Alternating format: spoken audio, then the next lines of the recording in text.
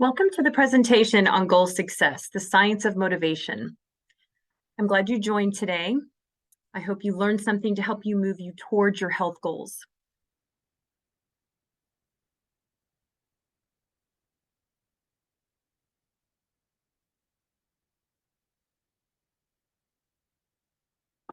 I've been a nurse for 28 years. Health, wellness, education, that is my wheelhouse. For years, I have shared evidence-based information on how to reduce the risk of heart disease, diabetes, stress, depression, and how to get better sleep, and even ways to eat healthier. But what I noticed over the years that no matter how candid I was with talking to clients about their risk factors and the risk of developing heart disease or any disease, it did not seem to provide enough motivation for them to make changes. I kept seeing the same people or the same issues over and over. There was this disconnect between setting their health goals and achieving it. I admit, as I've gotten older, I know I need to take better care of myself as well. I began to lack my own motivation to make those changes, especially the ones I knew I needed to make. This is what inspired me to sit down and research the science of motivation, to not only set health goals, but to help me achieve health goals. Dr. Michelle Seeger performed a 10-week study with breast cancer survivors. She used a study to help them study those suffering from anxiety and depression. She studied the effects of how exercise helped with their anxiety and depression. The participants were divided into two groups. One group participated in an exercise program daily for 10 weeks. The other group did not exercise. Overwhelming feedback from the group that exercised had a significant improvement with their depression and their anxiety. The other group felt the same. They had high anxiety and depression. However, after 30 days of completing the program, almost all of the participants in the exercise group had quit exercising, even though they wholeheartedly admitted how exercise had improved their daily life. They stated that the main reason for their lack of commitment to continue with the exercise, they did not enjoy the program. They lost motivation, and I think a lot of us can relate to that. I researched this topic for almost 6 months, and what I learned, the science behind goal success includes awareness, motivation, and mindset. One of the first things I do with the client when we sit down and we're talking about their health goals is we discuss their risk factors. The second thing is to make sure they understand the consequences related to their risk factors. The third thing I used to do was spout off evidence-based information on how to reduce their risk factors. So in summary, we would identify a goal, set a goal, and jump into action. That is a common mistake. I'm going to ask you a question, and I want you to say to yourself the first thing that comes to mind. Don't overthink it. You're only talking to yourself here. So ready? Here's the question. What do you think about diet and exercise? My honest answer, ugh, boring food, and my knees always hurt after I jog. I became aware that my feelings about healthy eating and increasing my activity equaled boring food and hard exercise. Our beliefs and behaviors are created from our past experiences and what we learn from our environment and even society. Our behaviors, all of them, are attached to emotions, the way it makes us feel. We are hardwired to repeat the behaviors that make us feel good and avoid the ones that don't. My experience with exercising and dieting, it didn't elicit feel-good emotions. Once you become aware of how you're feeling about something, it's time that we talk about mindset. Mindset can be categorized in two ways. We have here that you can see on the screen, we have a fixed mindset and we have a growth mindset. A fixed mindset is someone that's not open to new ideas or learning new strategies. They tend to avoid challenges. They stick to what they know. They do the same thing over and over. The biggest factor with this group is their past experiences guide their future success and their belief systems. So if they've tried something in the past and they've had a bad experience, they hold strong to that belief. For example, if they've tried to exercise to lose weight and they have failed, they believe they just can't do it. The emotion of failure is so strong, it sabotages any of the attempts to change the behavior they want to change. They tend to be the complainers and the blamers. A growth mindset, they believe in the ability to change. They know their belief system is not static, it is meant to evolve. They're open to learning and embracing challenges. They seek out opportunities to improve. And this is key. They want to learn new things. They are the abundance thinker. They do not let their past experiences guide their future opportunities. So take a minute. Where do you categorize yourself, fixed or growth?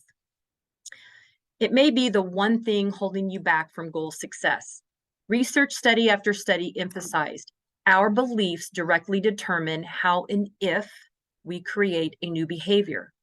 It's okay if you find yourself in a current rut, and maybe you're leaning a little bit more towards the fixed mindset, because we're going to talk about how we move towards the growth mindset. Step 1, when my doctor told me my cholesterol had increased almost 20 points, it got my attention. I made a decision to get back on track, exercising and just eating a lot healthier. But I was kind of doing the same old thing, that grilled chicken salad and that jogging 2 miles before work. As you can imagine, I lasted about 3 days. Like I mentioned, my own experience was part of the fuel that led me to create this presentation. I remember thinking, when was the last time that I took time to gain new insight or ideas on ways to exercise and be healthier, especially as I had gotten a little older? I knew that increasing my exercise and eating healthier was the way to better health, but I had become stale in my approach.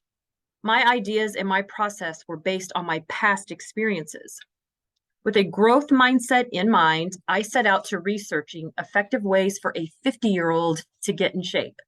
I found a website on healthy cooking that showed easy recipes beyond grilled chicken. I also learned that 15 to 20 minutes of low intensity weights provided me with the same or even greater benefit than my usual 2-mile jog. I now look forward to this routine in the morning. I have a special place, I have my weights ready to go, 15 to 20 minutes, and I'm done. And my knees don't hurt all day.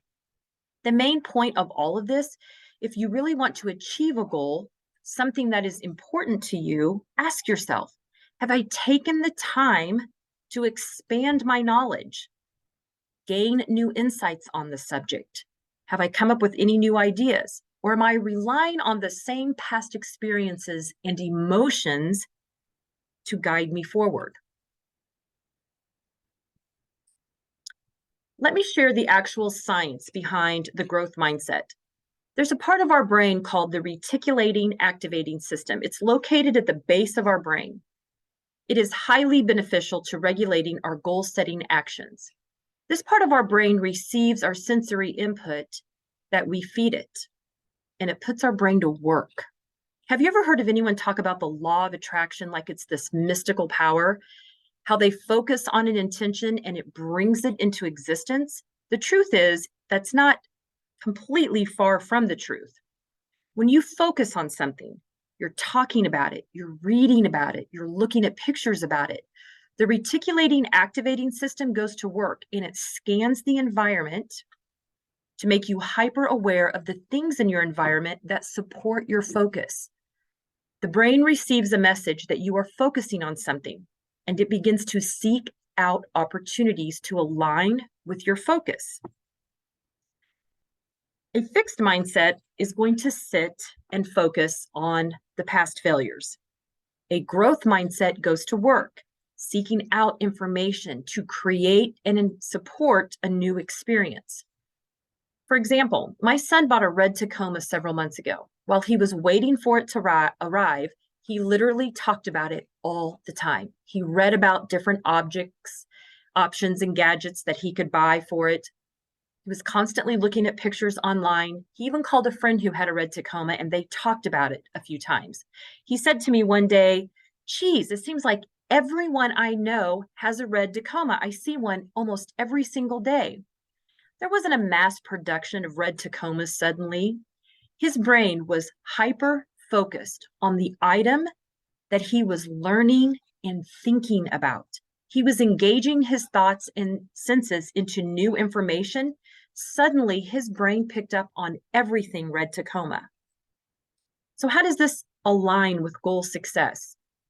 When we commit to learning new ideas, seeking out new information, our brains become active and focused, highlighting information that is important to us. It becomes our partner. The last part we will discuss is motivation. Motivation has a few parts. Motivation requires energy. So as you can imagine, when you are working towards a goal, there needs to be a reason that pushes you, or especially pushes you when you start to feel exhausted, frustrated, uninspired, unsupported, burnt out. So what is your reason for achieving your goal? Research shows that identifying a personal meaning that connects you to your outcome increases your motivation. For example, when I realized my cholesterol was high, I knew I needed to set a goal. I had to think about the outcome if I didn't improve my cholesterol. I knew with my age and my risk factors, I didn't have the element of youth to pull me through this. I had taken care of stroke patients. I understand the challenges they endure. That thought kept me up at night. So when I lacked the energy to get out of bed in the morning, I thought about the potential outcome if I didn't. The next part of motivation is what we call the joy factor. There's a fascinating study on the neuroscience of motivation. Our brains have neural mechanisms that respond and engage in behaviors that receives a reward or experiences joy. We've touched on this briefly when we were talking about awareness.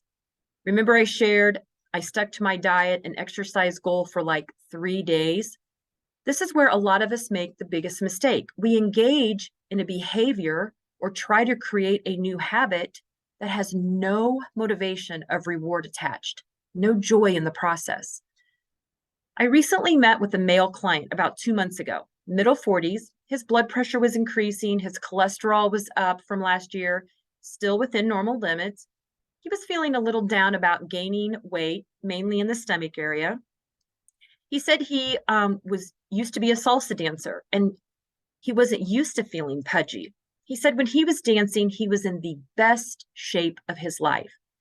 Even as he said those words, he did not identify the fact that dancing is a form of exercise, a great way to move and increase activity. I asked him, so why did you stop dancing? Oh, life happened. I got married, kids. Mainly, there's really no salsa dancing places around here in Kansas City. As we were ending our meeting, I challenged him to look up salsa dancing options in the area. Update me next month, the next time we were to meet. He smiled, he agreed. I saw him a few weeks ago, and before I could even ask him how he was doing, he said, hey, I found some salsa dancing places, but the times they don't work out for me. But I'm teaching my wife how to salsa dance. I pull up YouTube videos and we have dance parties in our living room. My kids have even joined in on this. I think I've already lost like 5 pounds since the last time we met. Initially, he had fallen into the same trap that a lot of us fall under. He looked at exercise as a task, an activity that was time-consuming, painful, restrictive. However, his growth mindset allowed him to open his mind to new ideas. He followed my suggestion to go online, which most likely sparked some additional thoughts. His focus on salsa dancing and his reticulating activating system created weight loss and dance parties in his living room. So once you identify a need, create a goal, consider your plan, become aware of how you feel about it. Become aware of how you have approached it in the past. Be honest with your mindset. Do you need to expand your ideas and knowledge on this topic? Do you need to seek out additional resources and education to stimulate your reticulating activating system? And why is this goal so important? What does it look like if you do achieve it? What does it look like if you don't achieve it? Is there any joy involved. Eating healthier isn't as fun as a pepperoni pizza, in my opinion, but I always put joy in my food journey now. I eat pizza every Friday night. I reward myself for choosing healthier options during the week. I want to close with sharing a few resources with you.